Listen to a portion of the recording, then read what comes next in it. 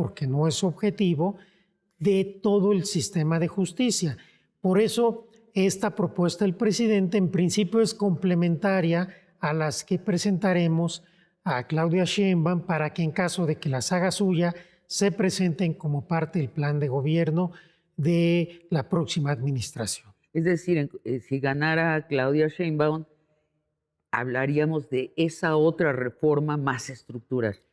Es decir, hablaríamos de una reforma que incluye conceptualmente la del presidente, habrá que ver ya los detalles, pero que además se integra por otro tipo de propuestas. Para que no se nos vaya esta conversación por la superficie, te pido antes que nada que nos expliques las partes del sistema judicial. Voy a nombrarlas y por favor te pido que nos digas qué son, qué hacen brevemente. La Suprema Corte de Justicia de la Nación está ahí en el pináculo del sistema. ¿Qué hace? Es el Tribunal Constitucional de México, está integrada por 11 ministras y ministros en este momento y resuelve los asuntos más importantes del país, todo lo que tiene que ver con acciones de inconstitucionalidad, que son impugnaciones contra leyes a través de ciertos actores que están legitimados, controversias constitucionales, que son conflictos entre poderes, y los juicios de amparo más importantes, que tienen que ver también en contra de leyes federales o que la Corte decide por alguna cuestión atraerlo a hacerlo suyo. Ese es, digamos, es el Tribunal Constitucional y el tribunal más importante del país. Después está el Tribunal Electoral. El Tribunal Electoral del Poder Judicial de la Federación, porque también hay en los estados, es la máxima autoridad jurisdiccional en materia electoral. Es el tribunal que resuelve todos los conflictos electorales en última instancia en nuestro país. Después está el Consejo de la Judicatura Federal. El Consejo de la Judicatura Federal es el órgano que administra el Poder Judicial Federal, exceptuando a la Suprema Corte, y que también tiene a su cargo el tema de la disciplina y la formación de todas las personas juzgadoras del Poder Judicial Federal, exceptuando a la Suprema Corte. Después están los tribunales colegiados de circuito. Esos tribunales colegiados son una especie de pequeñas Supremas Cortes, son los que resuelven la mayoría de los casos federales, la inmensa mayoría de sus asuntos que ellos resuelven ya no son impugnables. Y el tribunal de circuito.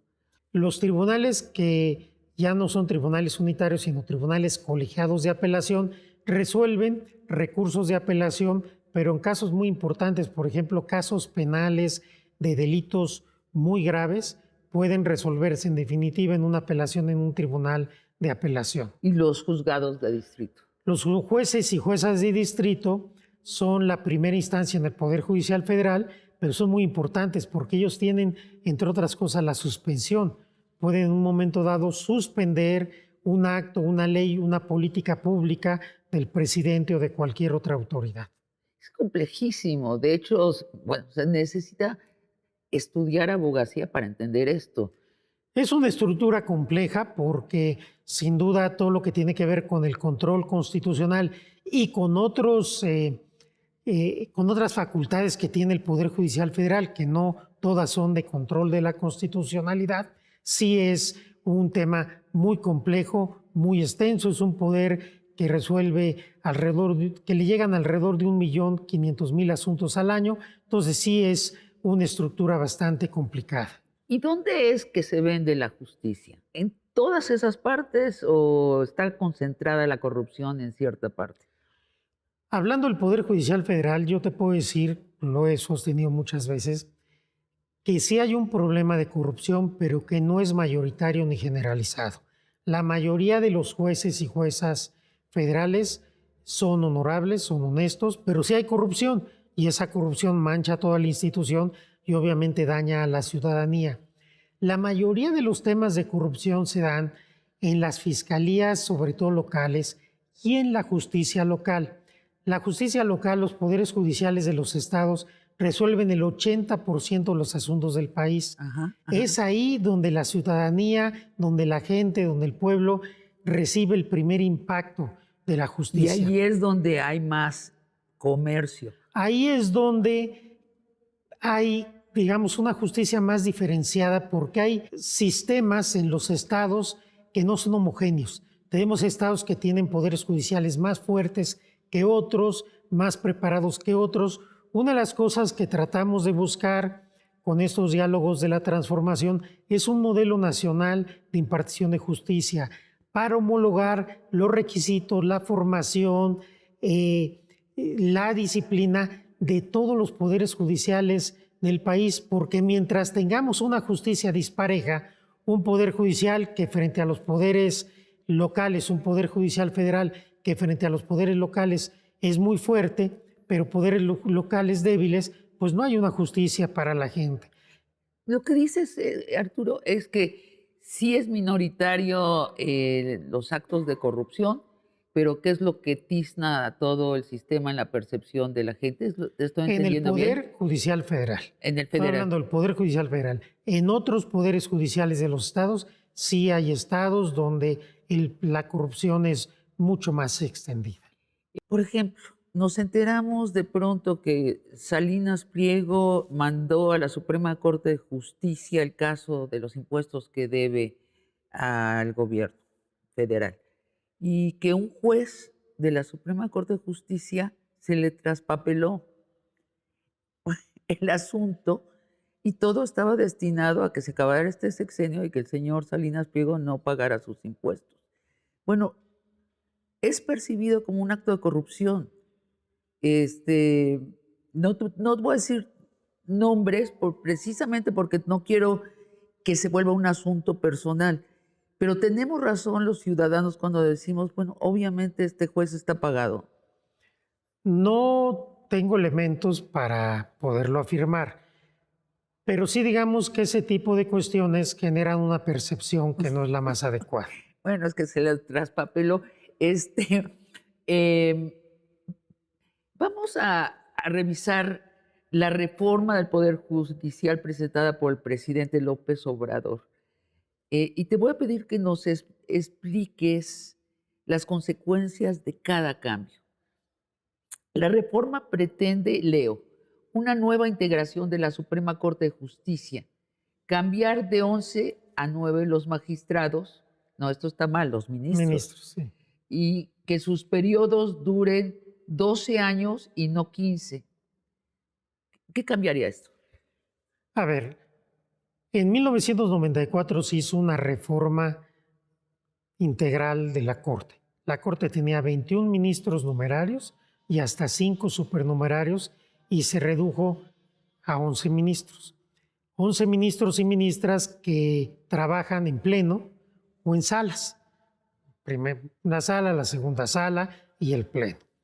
Ahora, lo que pretende la reforma es cambiar esto para que sea una corte de 9 integrantes y que trabaje solo en pleno, para evitar que solo 3 ministros de una sala puedan, por ejemplo, invalidar una ley. Tuvimos un caso reciente en que 2 ministros de 11, con un voto de calidad, invalidaron una ley con efectos generales. Lo que busca la reforma en este punto es evitar esos riesgos, que todos los asuntos se tengan que resolver por la Corte en pleno. Lo segundo, reducir de 15 a 12 el periodo de las ministras y ministros para tratar de que haya una renovación más frecuente en los cargos de ministro. Quien hizo la reforma supone que 15 años quizás es un plazo demasiado largo y que 12 años sería un plazo más adecuado. En eso consiste esta parte de la reforma. Para darle más movilidad. Exacto. Ahora, recientemente el presidente López Obrador, por un largo proceso, colocó a una ministra en la Suprema Corte de Justicia, Lenia Batres. Y bueno, los conservadores saltaron hasta el techo diciendo que esto era una invasión del poder ejecutivo en el poder judicial. Yo que estoy al tanto de lo que sucede en otros países, me sorprendí mucho de la crítica de los conservadores, porque sucede en muchos países. Por ejemplo, en nuestro país vecino del norte, sí, los presidentes eligen a los ministros de la Suprema Corte y un presidente conservador elegirá a un ministro conservador y un presidente, un más progresista, elegirá a alguien más progresista. ¿Por qué el escándalo? Aquí hay varias cosas. Primero hay que decir que Elena Batres es una ministra con la misma legitimidad que todos los ministros y ministras de la Corte, porque se nombró de acuerdo a la Constitución. Nuestra Constitución establece que para nombrar un ministro o ministra, el presidente presenta una terna. Esa terna, uno de los integrantes o una de las integrantes de la terna tiene que recibir el apoyo de 2/3 partes del Senado, una mayoría calificada. Si ninguna de la terna recibe este apoyo, el presidente nombra una segunda terna, que puede ser la misma quitando un integrante nada más. Si el Senado no logra ponerse de acuerdo, entonces el presidente designa directamente a la ministra. Entonces, el Senado de la República, la oposición en el Senado, es corresponsable de que se haya tenido que nombrar a la ministra Batres de esta manera. Si ellos hubieran hecho el esfuerzo de negociar, de consensuar alguna candidata, pues esa candidata hubiera llegado con el apoyo de todas las fuerzas políticas, como han llegado prácticamente todos. Segundo aspecto que hay que destacar, efectivamente en todos los sistemas del mundo, los órganos políticos o los actores políticos que intervienen buscan gente que sea afín a ellos.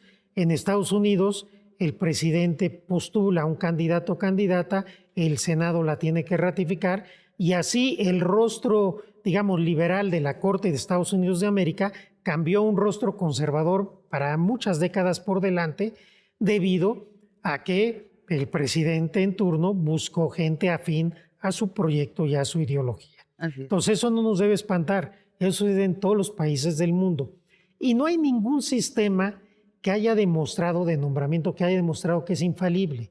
Lo que pretende el presidente de la República en su propuesta, quizás ya me adelanté a la siguiente pregunta, es que hay una elección indirecta, que hay un filtro en el cual la presidencia, Senado, diputados y la Corte, 10 candidatos por cada poder o candidatas, puedan pasar a una elección y entonces este sistema quizás, esa es la teoría, aleje a las ministras o ministros de quienes los postularon, porque la verdad es que hoy se hace mucho escándalo del nombramiento de la ministra Batres por los grupos conservadores, pero hasta antes de eso siempre se llegaron a acuerdos populares para las ministras y ministros, y llegaron ministros, que no voy a decir los nombres, pero que todo el mundo los conoce, cercanísimos a los presidentes de la República de ese momento, y normalmente prianistas, y siguen actuando de la misma forma, y ahí no se dice nada. Entonces, sí, claro, creo que es parte de la lógica política. Mientras el nombramiento de ministras y ministros sea una postulación de ternas del presidente y una aprobación mayoritaria, votación calificada en el Senado, se van a requerir los acuerdos políticos entre los partidos, es inevitable. En efecto, te adelantaste porque ahora quiero que empecemos a hablar de, bueno, ya empezamos a hablar sobre la constitución de la Suprema Corte de Justicia, ya es parte de esa reforma que pretende el presidente, pero creo que lo más interesante, lo más novedoso, tal vez lo más peligroso, es la idea de que sean votados por el pueblo los miembros de todo el sistema de justicia. Vamos a un corte y entramos a ese lugar peliagudo, Arturo.